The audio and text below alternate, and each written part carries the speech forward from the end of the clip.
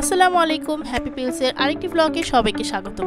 গত 24শে জানুয়ারি আমরা পুরো পরিবার মিলে একটা পিকনিকের আয়োজন করি।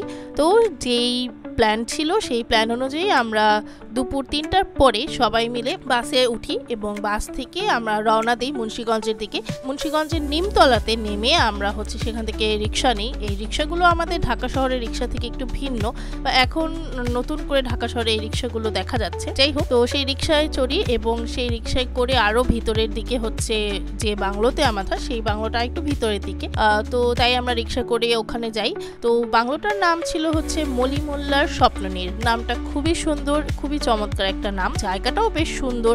আমরা ভেতরে ঢুকতেই বাংলোর সামনে বেশ উঠোনের মধ্যে গাছ আছে, বসার জায়গা আছে। খুবই সুন্দর করে আমরা যে অ্যাস্থেটিক বলি, সেই অ্যাস্থেটিক জিনিসটা এই বাংলোর